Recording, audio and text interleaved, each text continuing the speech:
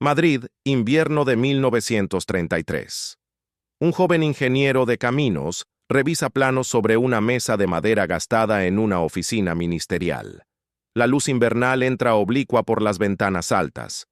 Sus manos manchadas de tinta trazan líneas sobre el papel vegetal mientras calcula cargas estructurales para un puente en la sierra. A pocos metros, otros funcionarios tecleaban máquinas de escribir Underwood, archivan expedientes, consultan normativas en tomos encuadernados en piel. El ruido metálico de los timbres telefónicos interrumpe ocasionalmente la concentración. Este ingeniero asiste desde hace meses a una residencia universitaria en la calle Ferraz, donde un sacerdote joven le ha planteado una idea que le resulta simultáneamente natural y revolucionaria, que precisamente ese trabajo técnico, esos cálculos de resistencia de materiales, esas horas ante el tablero de dibujo, pueden ser un camino tan válido de santidad como la oración monástica o la predicación misionera. No se trata de compaginar el trabajo con la vida espiritual, sino de transformar el trabajo mismo en oración, en ofrenda, en medio de unión con Dios. La propuesta desafía la división tradicional entre lo sagrado y lo profano que había estructurado la espiritualidad católica durante siglos. Si este enfoque sobre la espiritualidad del trabajo ordinario te interesa, considera suscribirte a este canal.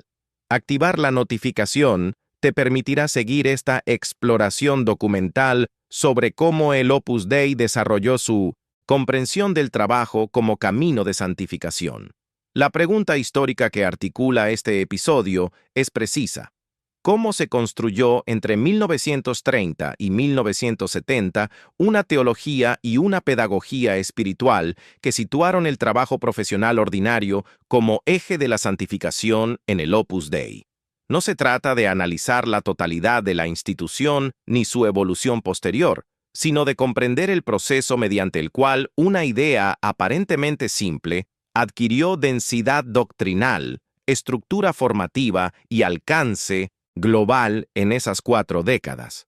El contexto católico de 1930 ofrecía modelos espirituales consolidados pero específicos.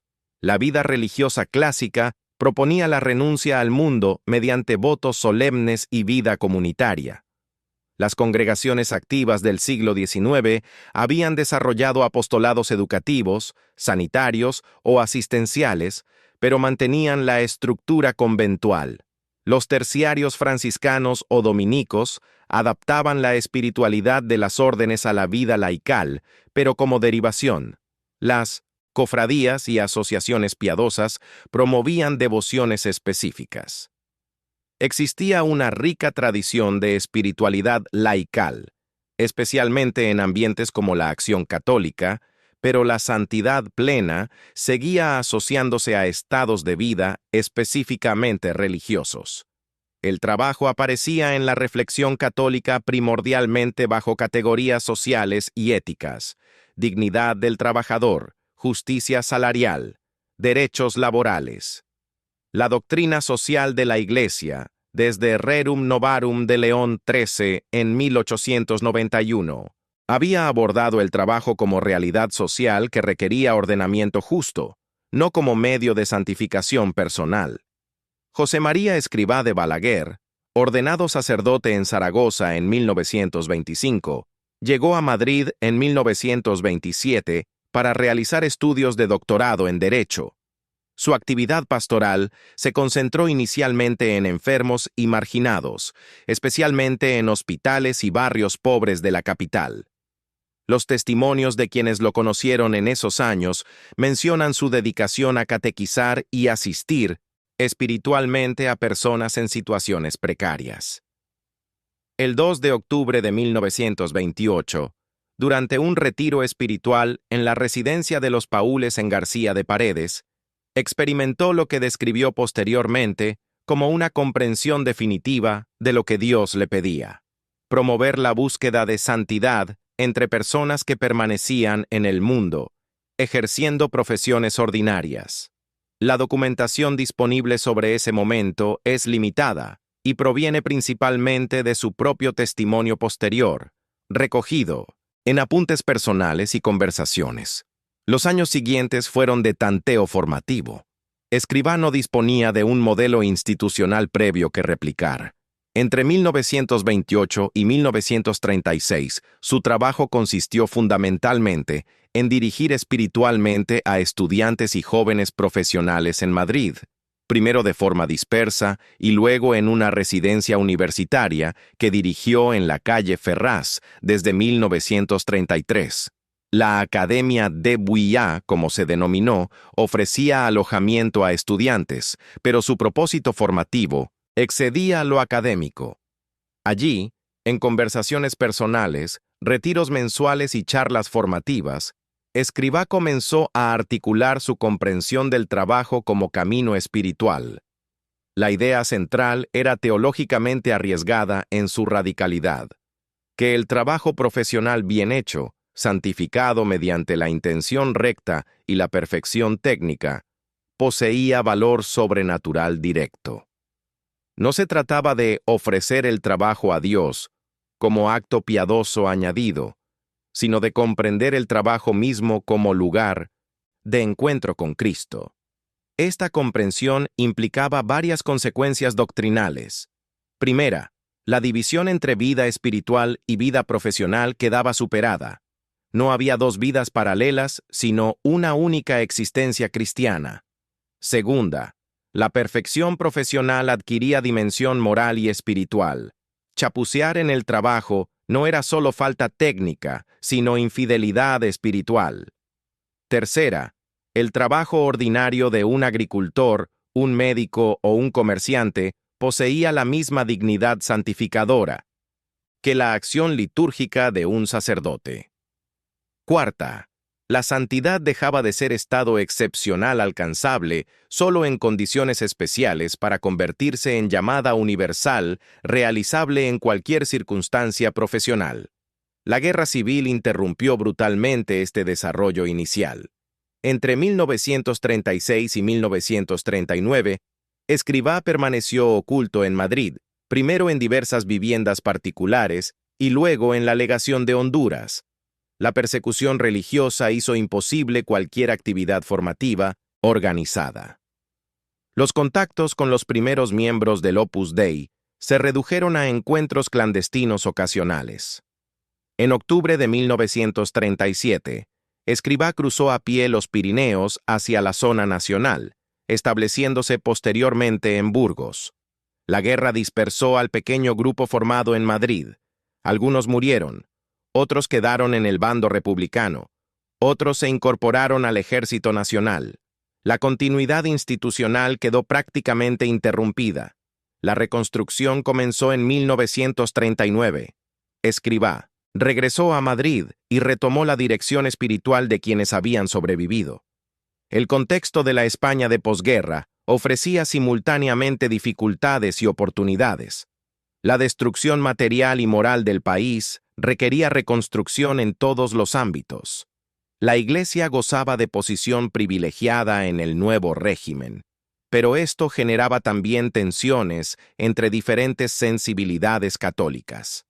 El nacionalcatolicismo oficial promovía una síntesis entre identidad española y fe católica que no todos los católicos compartían. En este contexto, el mensaje de santificación del trabajo ordinario encontró receptividad especialmente entre profesionales y universitarios que buscaban coherencia entre fe y actividad profesional sin caer en la clericalización de la vida laical. Durante la década de 1940, el Opus Dei experimentó crecimiento numérico y consolidación formativa. Se abrieron residencias universitarias en varias ciudades españolas. Se establecieron centros de formación espiritual. Se desarrollaron publicaciones para difundir la espiritualidad del trabajo.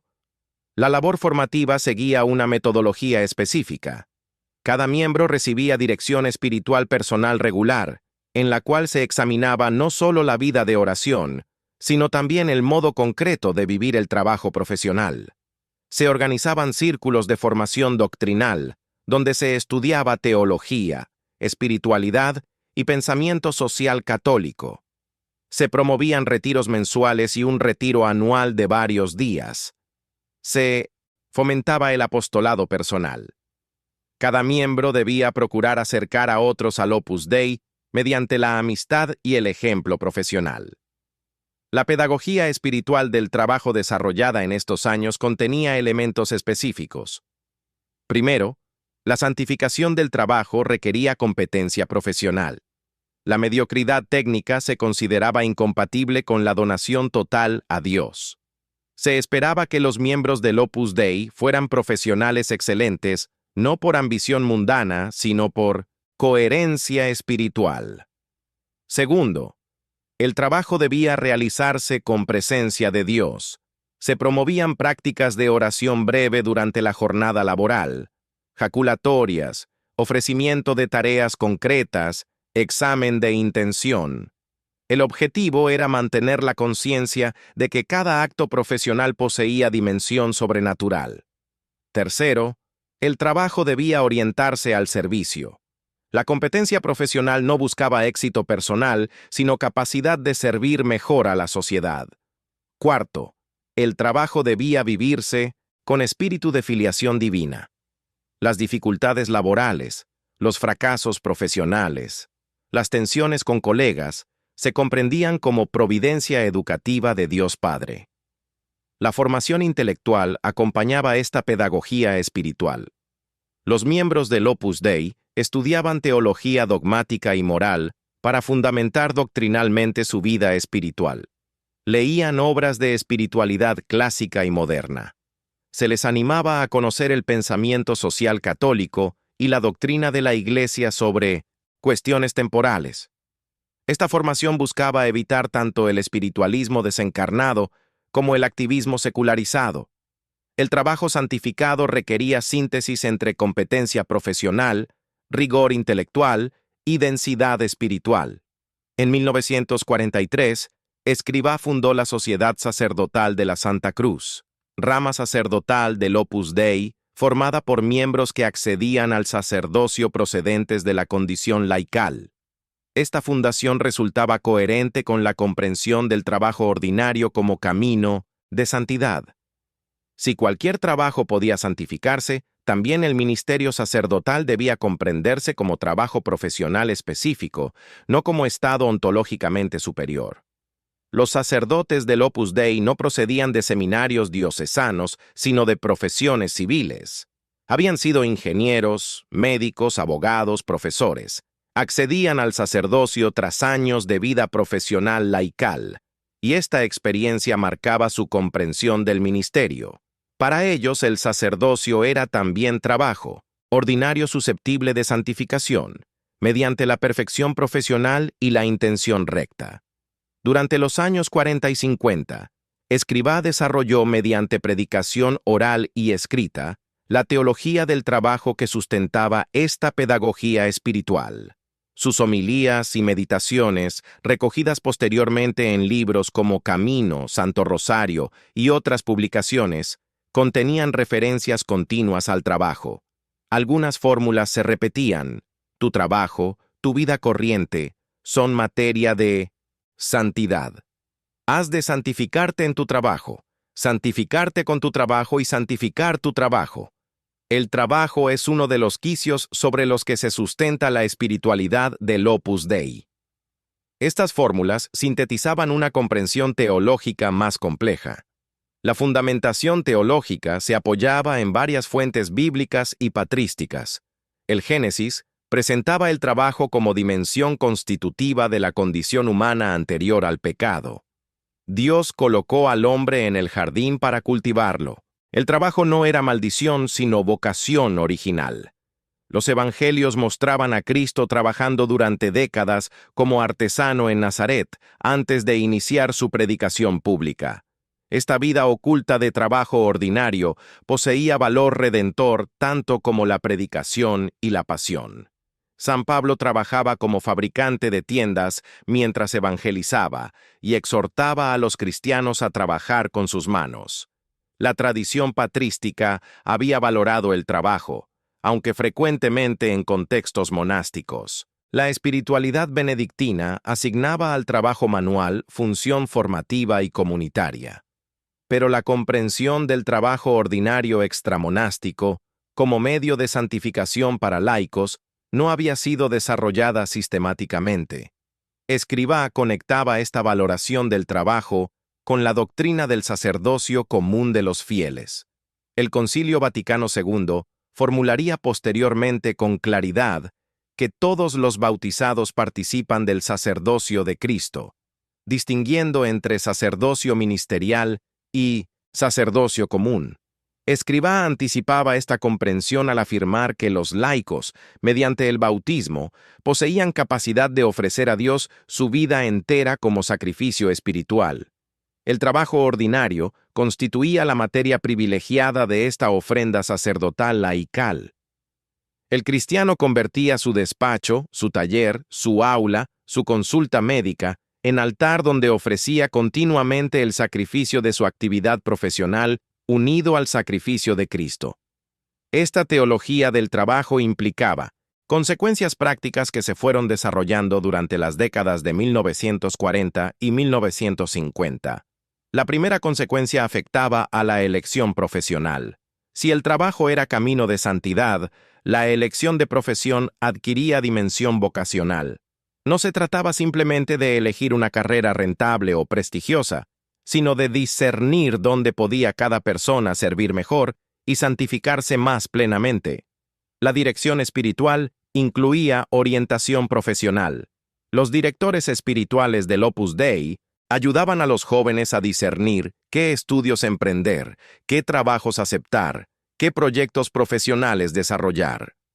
Este discernimiento buscaba equilibrio entre inclinaciones personales, capacidades reales, necesidades sociales y posibilidades de apostolado. La segunda consecuencia se refería al modo de trabajar. La santificación del trabajo exigía perfección técnica, pero también rectitud ética. No bastaba con ser competente. Era necesario ser honesto. El cristiano debía rechazar cualquier práctica profesional contraria a la justicia, aunque resultara habitual en su sector o le reportara beneficios. Los sobornos, las comisiones ilegítimas, las prácticas monopolísticas, la explotación laboral, la evasión fiscal, quedaban excluidos. Esta exigencia ética generaba tensiones en contextos profesionales donde tales prácticas estaban normalizadas. Algunos miembros del Opus Dei experimentaron dificultades profesionales por mantener estándares éticos que sus colegas consideraban rigoristas o ingenuos. La formación espiritual incluía preparación para afrontar estos conflictos éticos sin ceder ni caer en la rigidez farisaica. La tercera consecuencia concernía al sentido del éxito profesional. La excelencia profesional que se promovía no buscaba prestigio personal ni acumulación de riqueza. El éxito profesional poseía valor instrumental, ampliaba las posibilidades de servicio y de influencia apostólica. Pero el fracaso profesional podía ser igualmente santificador si se vivía con aceptación de la voluntad de Dios. Esta comprensión del éxito y el fracaso distinguía la espiritualidad del trabajo del Opus Dei, tanto del ascetismo que despreciaba las realidades temporales, como del pragmatismo que las absolutizaba. El trabajo era serio, importante, digno de esfuerzo total, pero no era el valor último. Servía a la santificación personal y al bien común, no a la autoafirmación. La cuarta consecuencia afectaba al apostolado. Si el trabajo ordinario era lugar de encuentro con Cristo, también debía ser lugar de testimonio cristiano. Los miembros del Opus Dei recibían formación para ejercer apostolado en sus ambientes profesionales mediante el ejemplo, la conversación personal y la creación de climas humanos sanos. No se trataba de proselitismo agresivo, ni de aprovechamiento de posiciones profesionales para imponer creencias, sino de vivir coherentemente la fe en el ámbito laboral y de ofrecer a quienes lo desearan orientación espiritual. Este apostolado, Profesional distinguía el Opus Dei de otras asociaciones católicas que desarrollaban apostolados específicos separados de la actividad profesional ordinaria. Durante los años 50, el Opus Dei se expandió internacionalmente. En 1946, Escrivá se estableció en Roma, desde donde dirigió la expansión europea y luego mundial. La propagación geográfica planteó el desafío de trasplantar una espiritualidad desarrollada en contexto español a realidades culturales y profesionales muy diversas. La santificación del trabajo debía encarnarse en sistemas laborales, tradiciones profesionales y mentalidades diferentes. Un abogado alemán, un ingeniero estadounidense, un médico argentino, un profesor japonés, trabajaban en marcos legales, culturas organizacionales y contextos sociales distintos. La pedagogía espiritual del trabajo requería adaptación cultural sin perder identidad doctrinal. Esta expansión internacional generó también desarrollo intelectual. Los miembros del Opus Dei en 1900 diferentes países comenzaron a reflexionar teológicamente sobre sus realidades profesionales específicas. Surgieron estudios sobre la santificación del trabajo en diferentes campos: medicina, derecho, ingeniería, enseñanza, agricultura, empresa. Algunos de estos estudios se publicaron en revistas especializadas o como libros.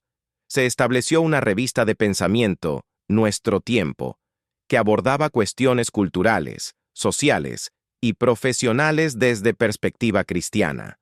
Se promovió investigación académica sobre ética profesional, doctrina social de la Iglesia y relaciones entre fe y razón en los diversos saberes. La configuración jurídica del Opus Dei planteó dificultades durante estos años. La institución no encajaba en las categorías canónicas existentes. No era orden religiosa, porque sus miembros no hacían votos ni vivían en comunidad. No era asociación piadosa, porque pretendía ser cauce de santidad plena, no devoción complementaria. No era congregación secular, porque incluía sacerdotes propios. Entre 1941 y 1950, el Opus Dei fue aprobado como Pía Unión, luego como Instituto Secular. Esta última figura canónica, creada por Pío XII en 1947, reconocía la posibilidad de consagración plena a Dios sin separación del mundo. Los institutos seculares profesaban los consejos evangélicos de pobreza, castidad y obediencia, pero sus miembros permanecían en profesiones ordinarias y no adoptaban signos externos distintivos. Esta figura se ajustaba mejor a la naturaleza del Opus Dei, aunque presentaba limitaciones. Los institutos seculares eran instituciones de vida consagrada, lo que parecía contradecir la comprensión del Opus Dei de la santidad laical plenamente secular. Escrivá no quedó satisfecho con esta configuración canónica. Consideraba que el Opus Dei no era técnicamente vida consagrada, sino organización que ayudaba a laicos y sacerdotes diocesanos a buscar la santidad en sus condiciones ordinarias. La terminología de consagración, aplicada a laicos, le parecía ambigua, porque podía sugerir que la santidad laical requería salir de la secularidad ordinaria. Durante las décadas siguientes, buscó una figura canónica más adecuada, que solo se alcanzaría en 1982, con la erección del Opus Dei como prelatura personal, pero esto excede nuestro recorte temporal. El Concilio Vaticano II abrió una fase de profunda reflexión eclesial sobre el laicado y el mundo. Entre 1962 y 1965, los padres conciliares discutieron intensamente la vocación de los laicos, la autonomía de las realidades temporales, la santidad universal, el sacerdocio común de los fieles. La Constitución Lumen Gentium dedicó un capítulo completo al pueblo de Dios y otro a la llamada universal a la santidad. El decreto Apostolicam Actuositatem abordó el apostolado de los laicos. La Constitución Gaudium et Spes trató las relaciones entre Iglesia y mundo, reconociendo la legítima autonomía de las realidades temporales y el valor del trabajo humano.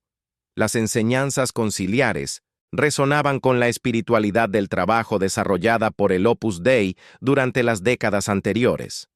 Lumen Gentium afirmaba que todos los cristianos están llamados a la plenitud de la vida cristiana y a la perfección de la caridad, cualquiera que sea su estado o condición. Rechazaba explícitamente la idea de que la santidad fuera privilegio de estados de vida especiales. Apostolicam Actuositatem reconocía que los laicos participan de la función sacerdotal, profética y real de Cristo, y que su apostolado específico consiste en ordenar las realidades temporales según Dios. Gaudium et Spes presentaba el trabajo como participación en la obra creadora de Dios y en la obra redentora de Cristo. El trabajo humano, realizado según el designio divino, poseía dignidad superior a los elementos materiales y contribuía al perfeccionamiento de la creación. Escribá vivió el concilio como confirmación de intuiciones que había predicado durante décadas. En homilías pronunciadas en los años posteriores al concilio, especialmente las recogidas en el libro Es Cristo, que pasa de 1973, desarrolló sistemáticamente la teología del trabajo en diálogo con los textos conciliares. Una homilía titulada precisamente El trabajo de Dios presentaba el trabajo como medio de santificación personal, de apostolado y de contribución al bien común. Otra homilía, En la plenitud del mundo, defendía la legítima autonomía de las realidades temporales y la responsabilidad de los cristianos de participar en su ordenamiento según criterios racionales y éticos, sin clericalización. La recepción de las enseñanzas conciliares sobre el laicado y el trabajo generó durante los años 60 intenso debate teológico. Surgieron diferentes interpretaciones sobre qué significaba exactamente la secularidad laical, cómo se relacionaban consagración religiosa y compromiso temporal, qué autonomía poseían las realidades terrenas respecto a consideraciones religiosas. Algunas corrientes enfatizaban la dimensión política de la fe y promovían el compromiso cristiano en movimientos de transformación social revolucionaria. Otras corrientes defendían la distinción neta entre fe y política, relegando la fe al ámbito privado. El Opus Dei desarrolló una posición específica. Los cristianos debían participar activamente en las realidades temporales, incluida la política, pero esta participación era responsabilidad personal de cada cristiano, no tarea de la institución eclesiástica. El Opus Dei como institución no promovía opciones políticas, sindicales o económicas concretas, pero formaba a sus miembros para que discernir personalmente según criterios éticos y doctrinales cristianos. Esta posición generó controversias. Algunos católicos comprometidos políticamente criticaron lo que consideraban excesiva prudencia o incluso complicidad con el orden establecido. Otros católicos apreciaron la distinción entre formación de conciencia y determinación de opciones temporales concretas. Las tensiones se agudizaron en países donde miembros del Opus Dei ocupaban posiciones influyentes en gobiernos, universidades o empresas. En España, varios ministros del gobierno franquista durante los años 60 eran miembros del Opus Dei o estaban vinculados a la institución. Esta presencia generó debate sobre si constituía influencia política institucional o simple coincidencia de que varios profesionales católicos con formación técnica similar accedieran a responsabilidades públicas. La documentación disponible no permite establecer con certeza grado y naturaleza de la coordinación entre el Opus Dei como institución y las actuaciones políticas de sus miembros en puestos gubernamentales. La pedagogía espiritual del trabajo desarrollada entre 1930 y 1970 incluía prácticas concretas cotidianas.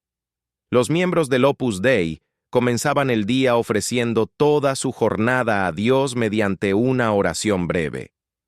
Durante el trabajo, procuraban mantener presencia de Dios mediante jaculatorias frecuentes. Al finalizar cada tarea importante, hacían un breve examen.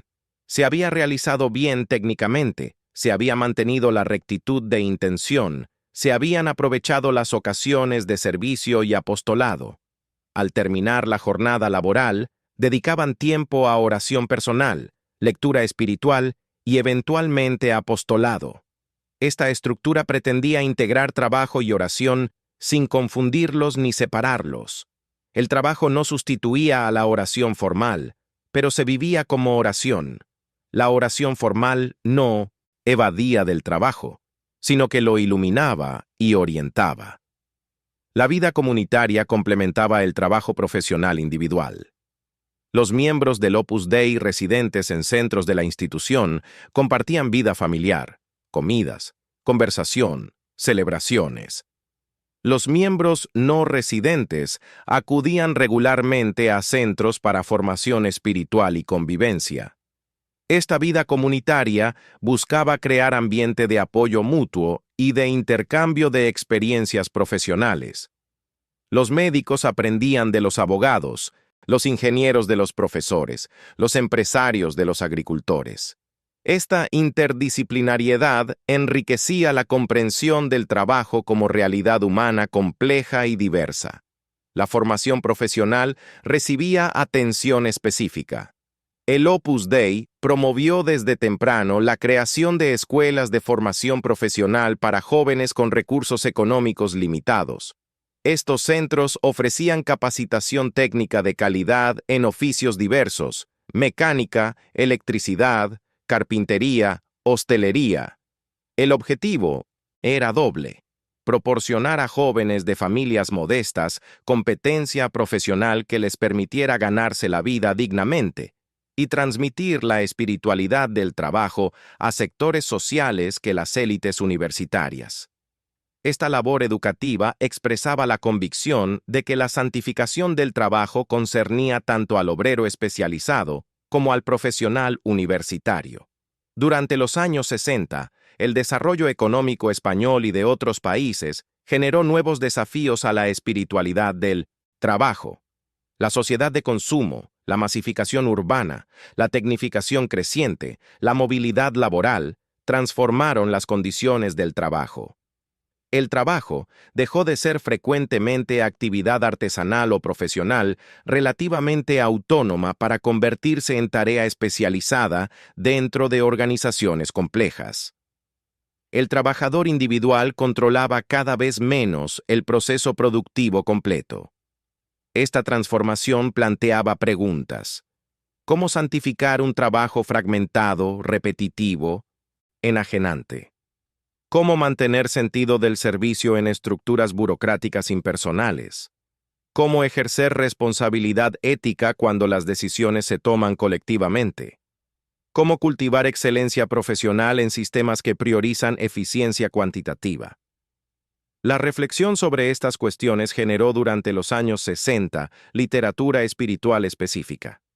Se publicaron estudios sobre la santificación del trabajo en la empresa moderna, sobre ética profesional en contextos organizacionales complejos, sobre relaciones entre eficiencia económica y valores humanos. Algunos de estos estudios procedían de miembros del Opus Dei, profesores de universidades o escuelas de negocio. Esta producción intelectual intentaba actualizar la espiritualidad del trabajo desarrollada en décadas anteriores a las nuevas condiciones sociolaborales.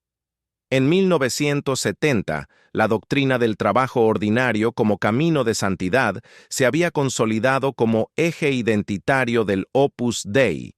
Escrivá llevaba 42 años desarrollando y predicando esta comprensión espiritual. Miles de personas en decenas de países habían recibido formación en esta espiritualidad. Se habían establecido instituciones educativas, medios de comunicación, centros de formación profesional que transmitían esta visión del trabajo. La teología subyacente había sido articulada en predicaciones, escritos espirituales y estudios doctrinales. El Concilio Vaticano II había confirmado las intuiciones centrales. La expansión geográfica había demostrado que la espiritualidad del trabajo podía encarnarse en culturas diversas. Sin embargo, permanecían tensiones y preguntas. La relación entre excelencia profesional y humildad cristiana no siempre resultaba fácil de equilibrar. El riesgo de elitismo profesional preocupaba a algunos observadores. Si se enfatizaba tanto la competencia técnica, se excluía a quienes carecían de talento o formación para destacar profesionalmente.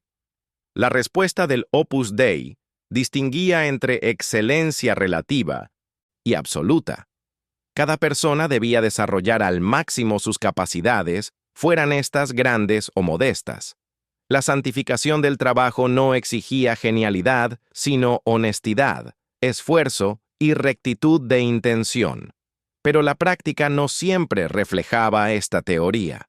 Los ambientes del Opus Dei tendían a atraer proporcionalmente más profesionales universitarios que trabajadores manuales, más clases medias que clases populares. Esta composición sociológica condicionaba inevitablemente el desarrollo concreto de la espiritualidad del trabajo. La cuestión del trabajo femenino planteaba desafíos específicos. Durante las décadas de 1940 y 1950, la mayoría de las mujeres miembros del Opus Dei se dedicaban a tareas domésticas en centros de la institución o ejercían profesiones tradicionalmente femeninas: enseñanza, enfermería. A partir de los años 60, con la creciente incorporación femenina a profesiones antes masculinas, surgió el interrogante de cómo aplicar la espiritualidad del trabajo a mujeres, ingenieras, médicas, abogadas, empresarias. La documentación disponible muestra que esta adaptación se produjo de modo gradual y no exento de tensiones.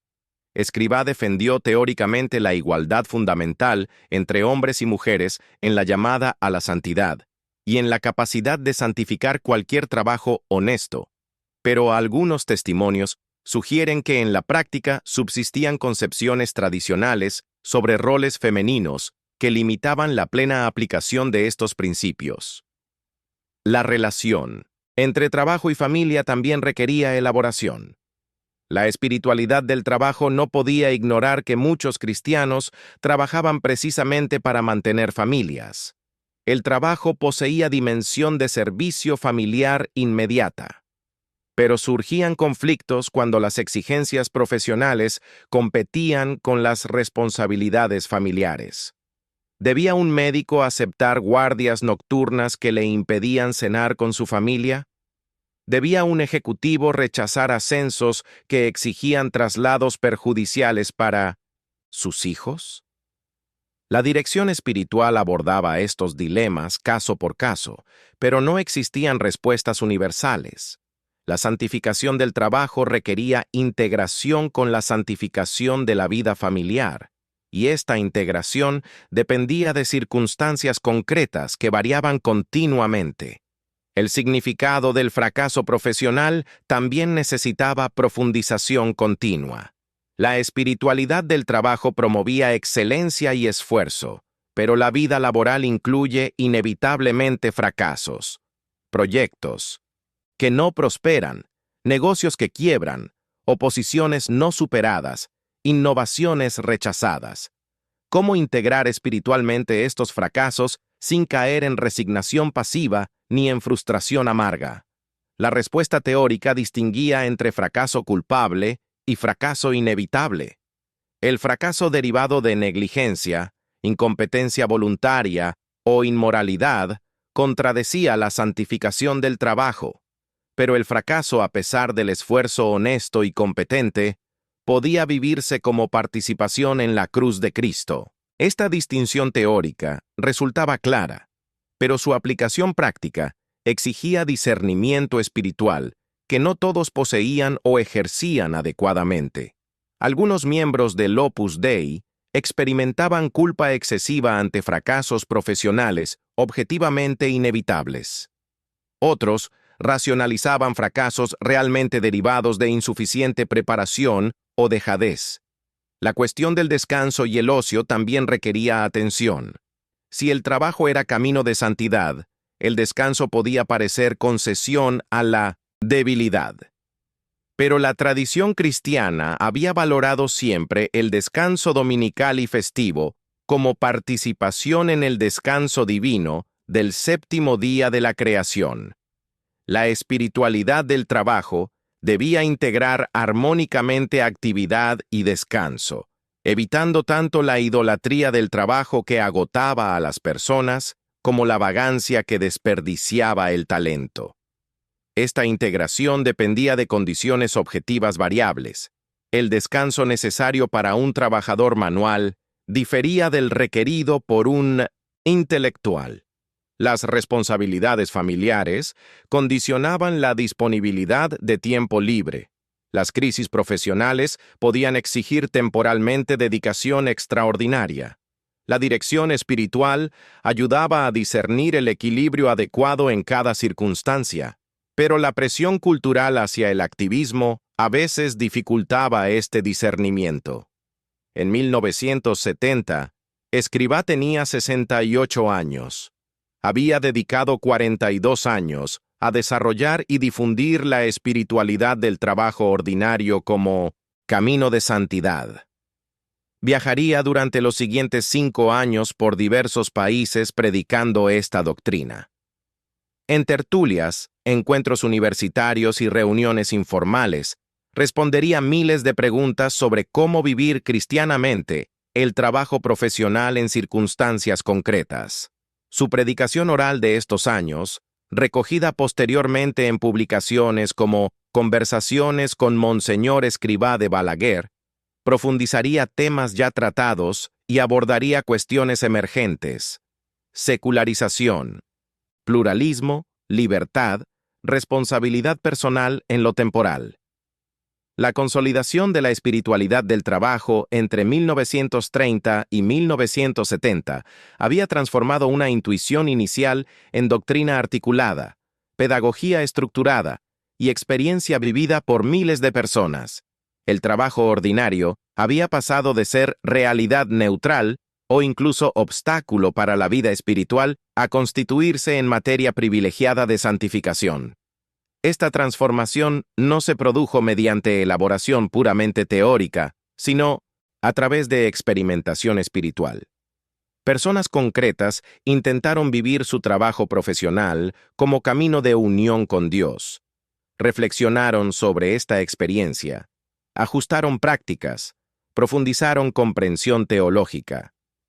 El resultado fue una espiritualidad específica que combinaba exigencia de competencia profesional con profundidad contemplativa, autonomía en lo temporal con formación doctrinal, compromiso con las realidades terrenas con orientación a la vida eterna. Esta espiritualidad del trabajo no agotaba evidentemente toda la riqueza de la vida cristiana. La oración litúrgica, los sacramentos, la lectura de la Escritura, la caridad fraterna, la formación doctrinal, el apostolado, constituían dimensiones igualmente esenciales. Pero el trabajo poseía centralidad específica como realidad que ocupaba la mayor parte del tiempo de la mayoría de las personas y que estructuraba su inserción en la sociedad. Santificar el trabajo significaba santificar la vida ordinaria, transformar lo cotidiano en extraordinario sin sacarlo de su cotidianidad. Las 4 décadas entre 1930 y 1970 habían demostrado que era posible desarrollar una espiritualidad del trabajo con densidad teológica, eficacia formativa y alcance universal. La idea simple de que un ingeniero podía santificarse calculando puentes se había convertido en compleja doctrina sobre la dignidad del trabajo, el sacerdocio común de los fieles, la autonomía de las realidades temporales, la responsabilidad ética, profesional, la integración de contemplación y acción. Miles de profesionales en decenas de países habían experimentado que era posible vivir intensamente la fe cristiana sin abandonar su trabajo ordinario, encontrar a Dios en el despacho y en el taller tanto como en el templo, ofrecer a Dios la fatiga profesional como sacrificio tan agradable como la oración formal.